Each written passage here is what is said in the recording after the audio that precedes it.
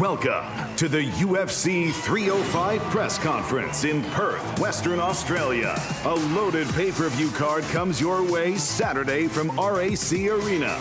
We start in the heavyweight division. First to the stage, a constant among the elite of the class. With devastating power, this Surinamese giant has earned knockouts in all 8 of his UFC victories. Here is Jairzinho Rozenstruik.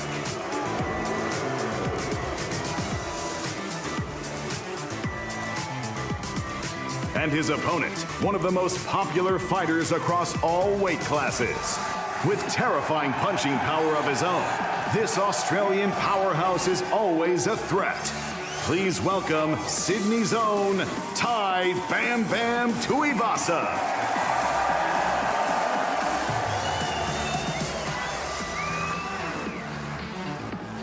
Moving on to a clash between top lightweights. Up first, a streaking contender with 18 finishes on his resume. This Auckland product is a nightmare matchup for any contender. Welcome to the stage, Dan the Hangman Hooker.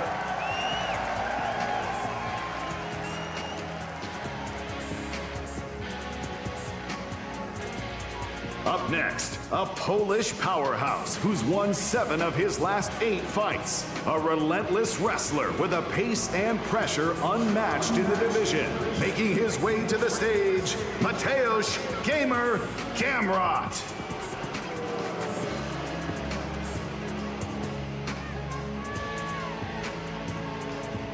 And now for our co-main event in the flyweight division. Up first to the stage, a skyrocketing contender who's taken the UFC world by storm. Nearly winning the world title last time out. Winner of 11 of his last 12. He was born in Perth. He trains in Perth. He is Steve Astro Boy Erceg.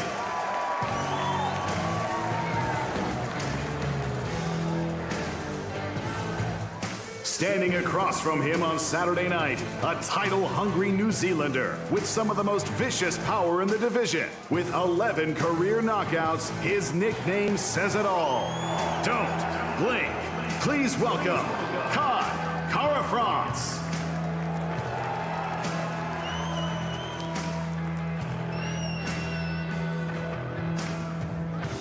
And now, bad blood will boil over for our UFC Middleweight Championship main event. Up first, one of the greatest 185-pounders to ever set foot in the octagon. He has 8 UFC title fight wins, a record 13 knockdowns, and is responsible for countless unforgettable moments. Here is the former 2-time UFC middleweight champion, the last stylebender, Israel Adesanya. His opponent for the title is a South African savage, an absolute marauder who's won 9 straight fights, including blitzing through all 7 UFC opponents to win the belt. Please welcome to the stage the reigning, defending UFC middleweight champion of the world, Dricus Still Knocks du Plessis.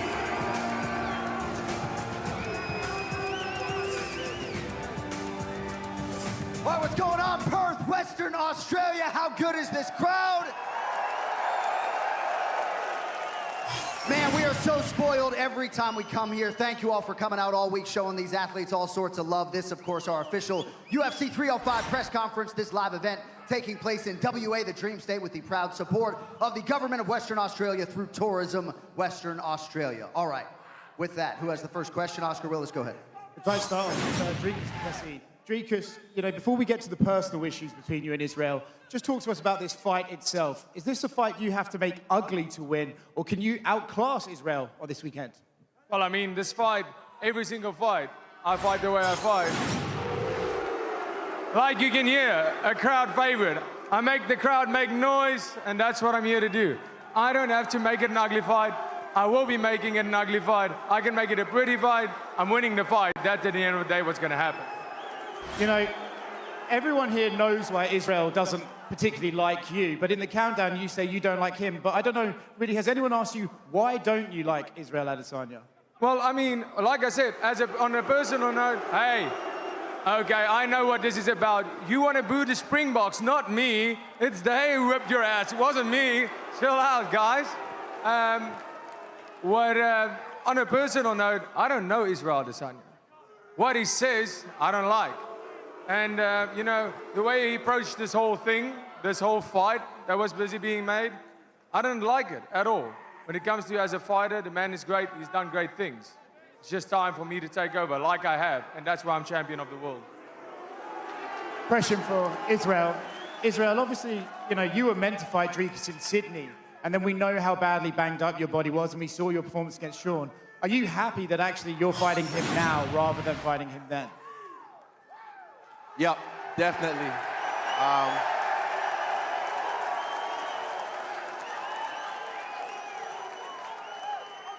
Yeah, definitely. I'm happy I took the time off I needed. I'm happy I, you know, let my body heal, let my mind and spirit relax. And then now I'm clocking back into work, and I'm happy to be here. Yeah, I wanted to follow up on that. You know, you have done more media duties than nearly anyone in this business. You took some time off to come back here, get this reaction. Have you missed this? Have you missed being at the top? I missed you guys. I won't lie. At first, I was a bit salty, you know how the streets is, but then this is what I do. I do this shit every time. And shout out to Tim for helping me chop out the fat. But yeah, the media stuff was cool. This is cool. And Sunday's gonna be even cooler. He says he's gonna make it an ugly fight. Can you meet him in there and make it ugly and still come out the winner yourself? I mean, Costa tried to make it ugly, but you know, they all try, but I can fight, I can get muddy with the pig, but also I can keep it pretty. Question for Dan Hooker. Dan, earlier this week you said this is a greedy, selfish career choice that you've made. You know, if on a greedy, selfish note, to be able to come here, get a big win, put yourself back at the top of the division when people have written you off, selfishly, how good would that feel for you? You can't count me out of a fist fight, brother. I've got a puncher's chance against any man on the face of the planet. You know, he says that he's got a surprise for you in there, but I'm curious, if you had to make a bet, how early is he going for a takedown? Oh, the surprise is there's no surprise. That's the oldest trick in the book, brother. I got something in store for him too. And question for Gamrot. You know, there's been a lot of talk about, oh, you're going to come out there and you're going to wrestle Dan and maybe you should fight in a different way. Do you feel like you have to fight differently, or do you just have to go out there and win and that's your job? I am not here, Spark the Spider. Your boy go to sleep. Question for Dricus. I believe you said in an interview this week that I need to be perfect to beat this man on Saturday or Sunday morning. In your mind, is that like a show of respect for Israel's skill set, or just what you feel you need to execute in order to win this? And what does a perfect fight look like for you?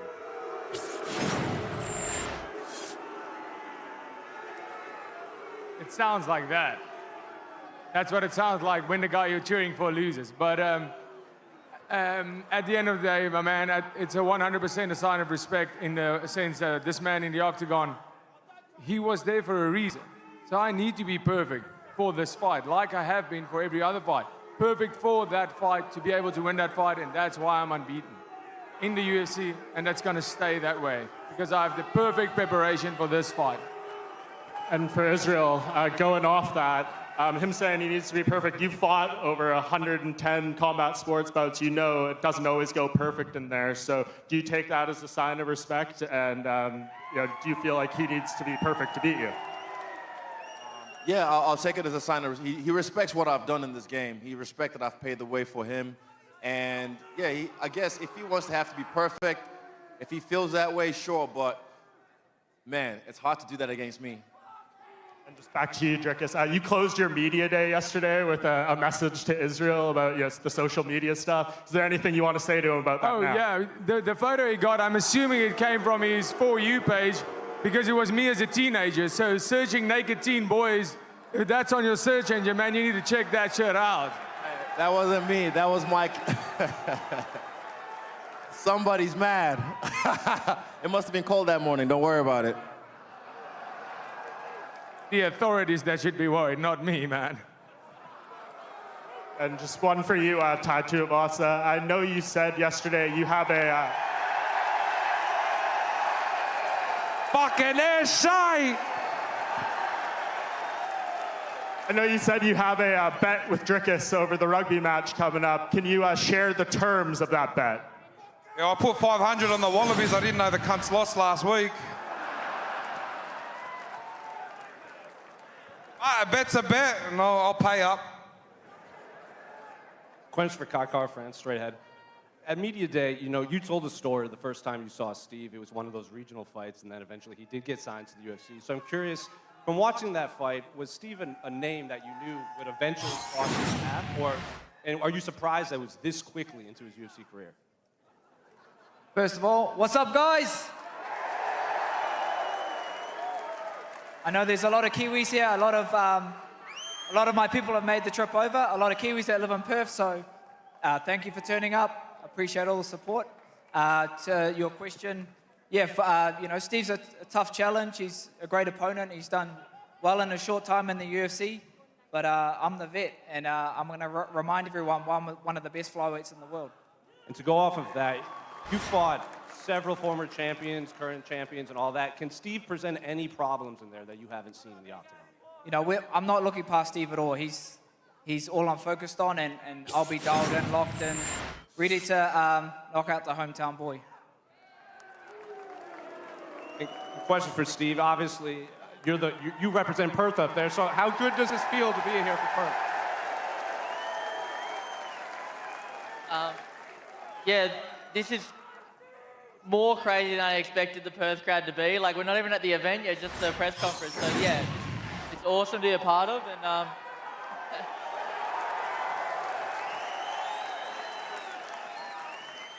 And yeah, I'm just excited to put on a show. He's got a tough opponent in front of me.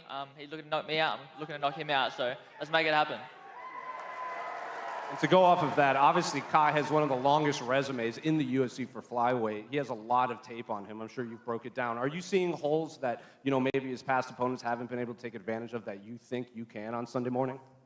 I don't know if I see different holes than other people see, but of course I see holes. Everybody has holes in their game, and yeah, I'm looking to exploit them and take the win. Question for Jairzinho. Here, straight ahead. You face some of the hardest hitters in the heavyweight division, like Francis Ngannou, Alistair Overeem, Junior Dos Santos. Ty is also one of the hardest hitters at heavyweight. Does he present any problems that you haven't seen in there? Yeah, he's definitely a problem. He's a strong guy. He's the heavyweight division. Who hits first? You know somebody's going down. I mean, I've been in the game for a while, and I think I'm more than happy and honored to be in Australia fighting against one of their own. But other than that, I'm a big problem for any man in the division, whether it's Ty or whoever. In a media day, you said, you know, you kind of look forward to not having to train these, like for a wrestler. You're not assuming he's going to shoot for a takedown. Is there any chance one of you, you know, shoots for a leg in there, or are you going to stand there until someone falls down? I mean, it's MMA, so... Fuck no. So aware, yeah. Let's make it happen. I love a good striking match. I'm a powerful guy, you're a powerful guy, let's go.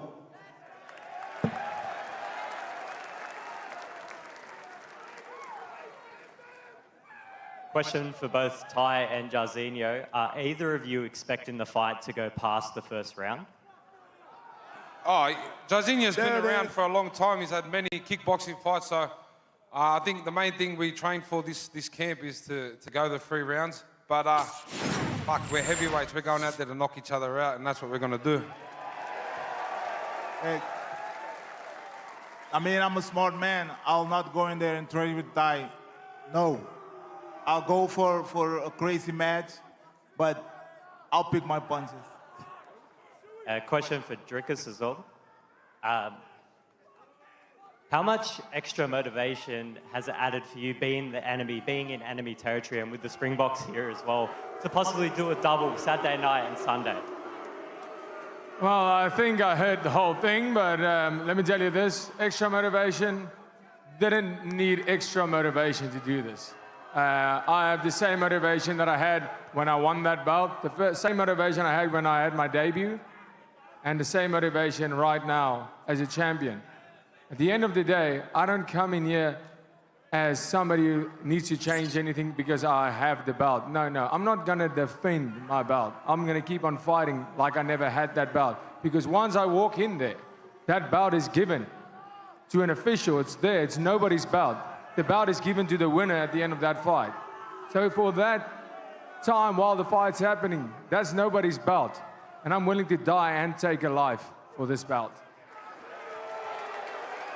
First, question for Kai. Of everyone from City Kickboxing on the stage, you are kind of the odd man out. Everyone else is getting cheered, and you have the one fight in the division that gets you booed in Perth. How is that for you, where your teammates are getting love and you are kind of the enemy to the crowd?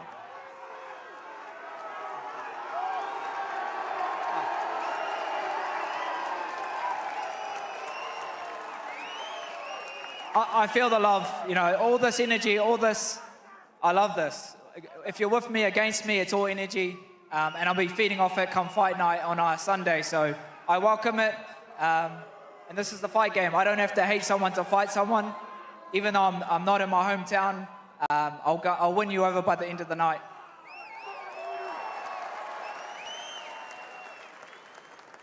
Questions for Dricus. Hey, Dricus.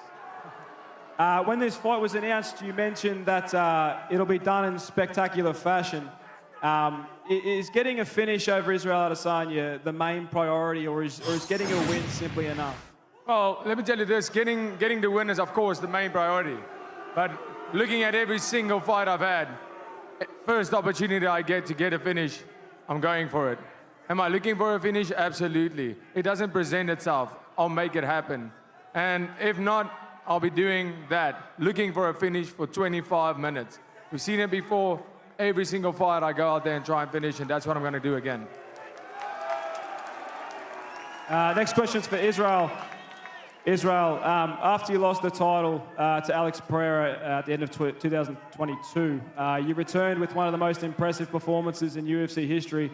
What will people say on Sunday after UFC 305? This is new. This is new for me. I just want to show you guys how great I am. And he said himself, like, he has the belt to prove that he's great. I was great without the belt. I was great before the belt, and I'll be great after the belt. I'm Israel Adesanya, and I'll remind you guys that I'm the last stylebender. My last one's for Steve Erceg. Steve, obviously you're here in front of your home fans, your family, your friends. What has this moment and this whole week been like for you on a personal level? Yeah, I mean, kids dream about walking out to a packed stadium of people screaming your name, and I just sort of got thrown into it, and I'm very excited. It's a dream come true, and I can't wait for Sunday. Sir, go ahead. Mate, Dan, this is for you. You've already won the first round for best dressed, clearly. Mate, are you going to fight as well as you're dressed, and who is your tailor? I didn't come here to look good, brother. I came here for a fist fight at the end of the day. I love ugly. Cheers, brother. Nice, mate. And Izzy, the great Ned Brockman took a lot of inspiration from you during his run. Do you need any external motivators for something like this, or is this another day in the office? Shout out to Ned, one of the greatest Australians to ever live. I don't really need any extra motivation. For me, this whole time away was good for me to soul search, find myself, and realize that I'm still new at this and I can still get this done. But yeah, I don't need any extra motivation. He's my motivation. Fuck the belt. I'm coming for your head. Thanks, boys.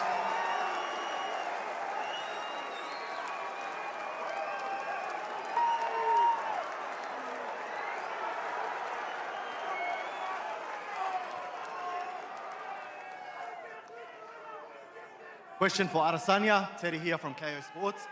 With every iconic victory, you've given us a celebration, something to celebrate. Now, if it's a given victory, do we see a Happy Gilmore style celebration? Oh, golf? Nah. I don't really know what's gonna happen after the fight, but all I know is I'm gonna fight for the fight of my life this time. The last fight, I'm embarrassed, even myself, because I'm an artist. I like to show off. That last fight wasn't really me. I was the most, and still am, the most active champion in UFC history. 5 fights in 16 months. Fuck the fights, the camps. Training with Dan Hooker, training with Carlos Ulberg, beating me up every day, it's hard. So now I've taken my time to do everything right, and yeah, I'm gonna focus on the fight. Whatever I do afterwards, we'll see. Godspeed. First question for Dricus. I don't know if you've seen over the past 24 hours, initially, Izzy was the favorite heading to this fight, but as we've gotten closer, those odds have shortened. What do you think about that? What might you attribute that to? Well, there's no place for odds in an octagon, I have to say that. But, I mean, obviously the odd makers are seeing what I know and seeing what the people are seeing. I mean, it's pretty evident. Like I said, the man needs to be motivated to be back here. He had a, emotional fuel to be back here. He said it. He's motivated by me. That's what gets him back in here. I'm motivated by greatness. I'm not motivated by some person. If he doesn't step in, I'll be the same motivated fighter that steps in there. And anybody can see this. Once again, it's about how bad do you want it. It's pretty evident how bad I want this. And on Sunday morning, there will be no doubt of how bad I wanted this.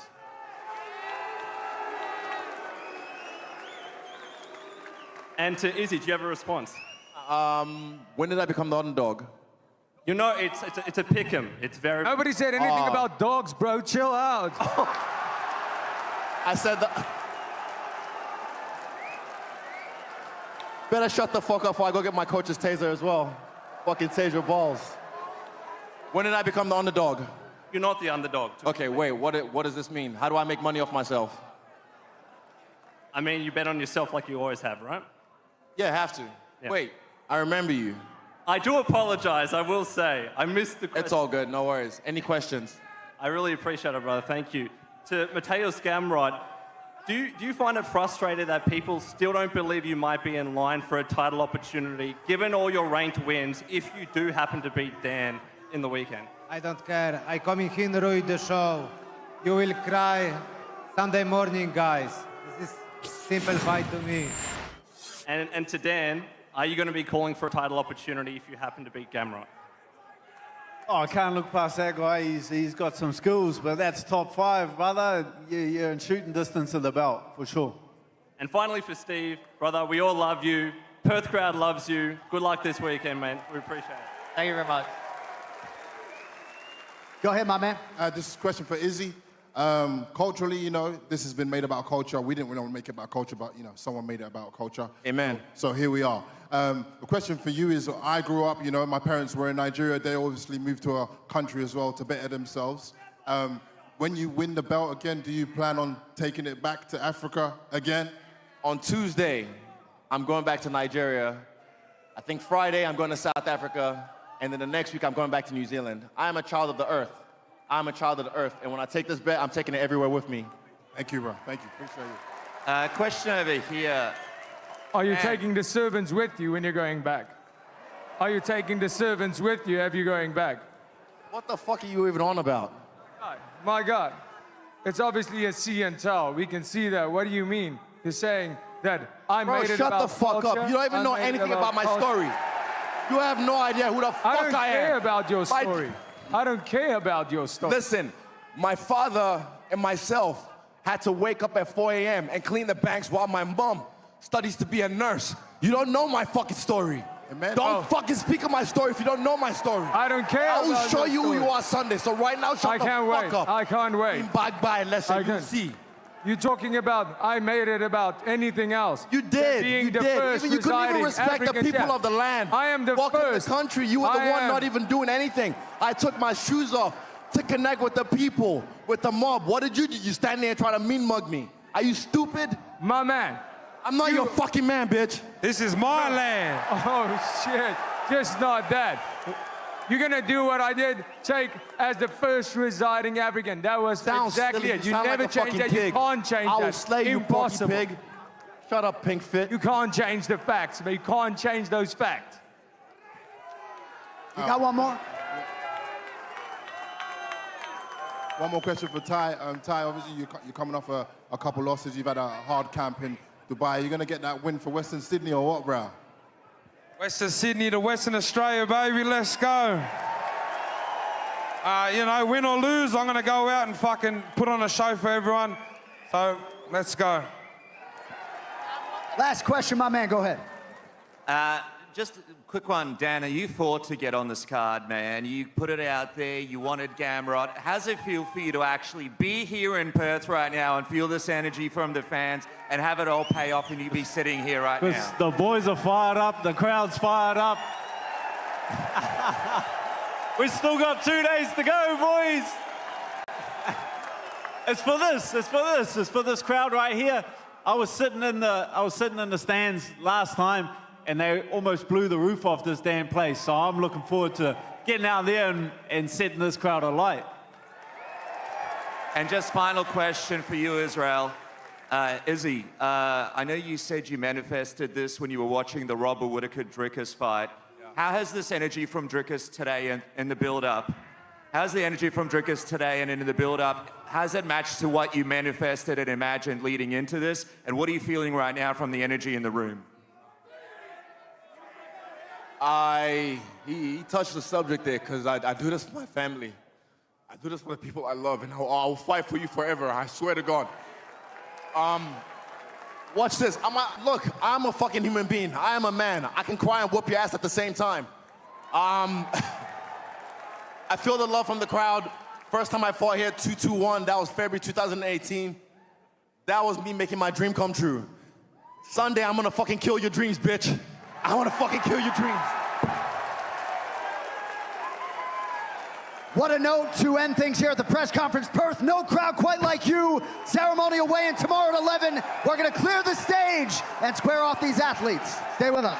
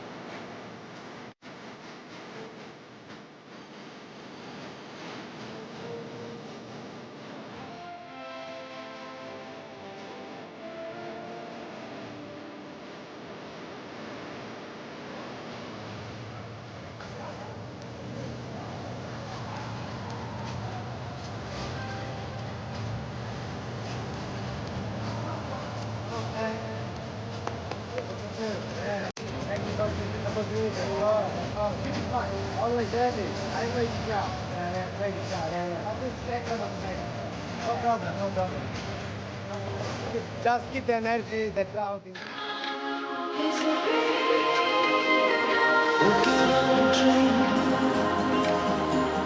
How can I explain? Talking to myself. Will I see again?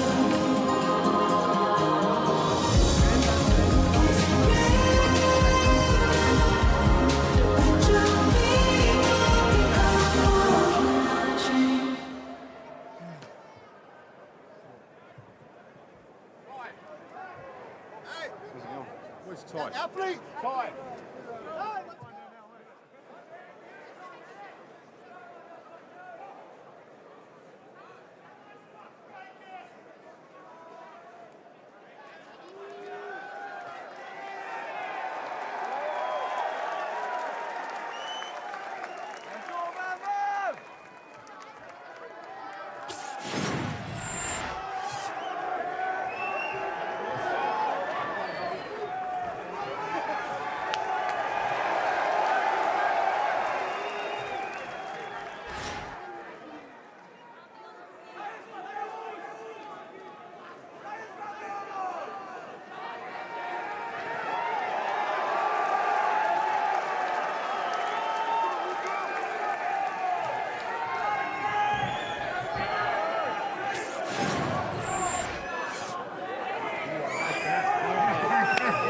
Let's go, man.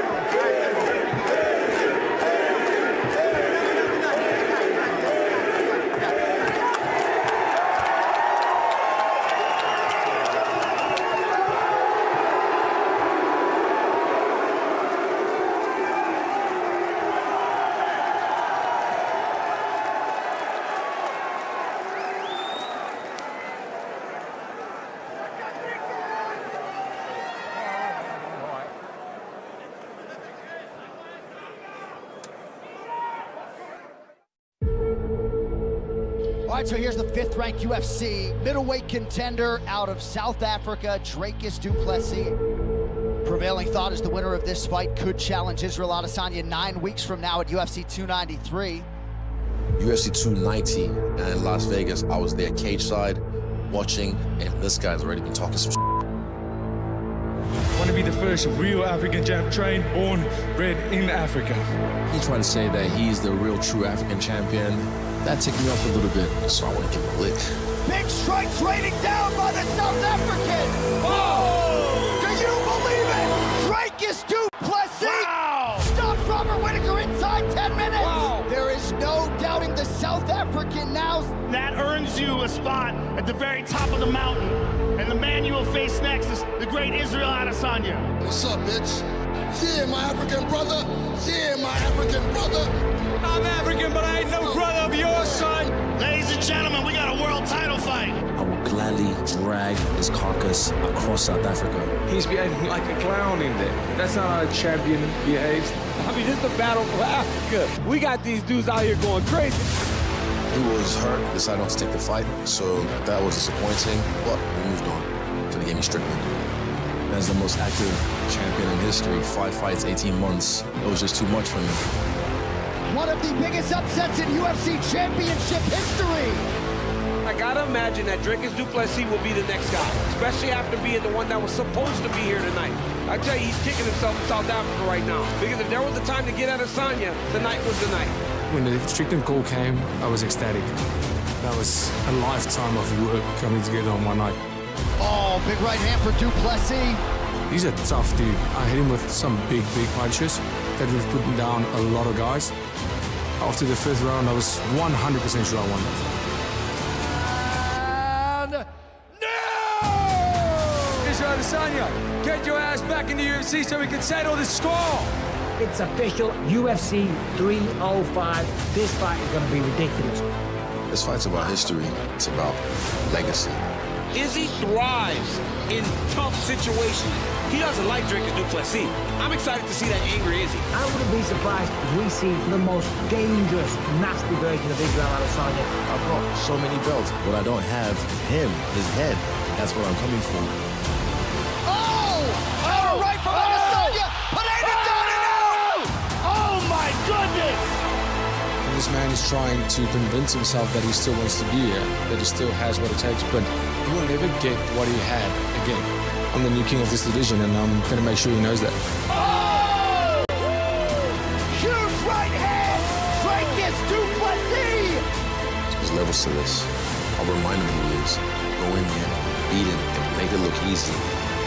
That's the last style bender, folks. Y'all must have forgot. He's a warrior, but he's not ready for what's about to come.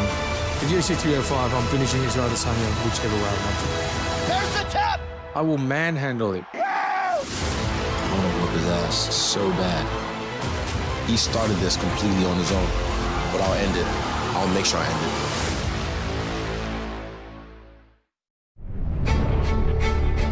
I always wanted the 3 fights in a year. Here is the upstart Alexander Volkanovski, who put his family's life on hold to pursue the UFC dream. Be able to do that, fight like Chad Mendes all the way to the belt. Volkanovski is a fantastic fighter, man. Made all them sacrifices worth it. You know, that's why that's the greatest year of my life. Alexander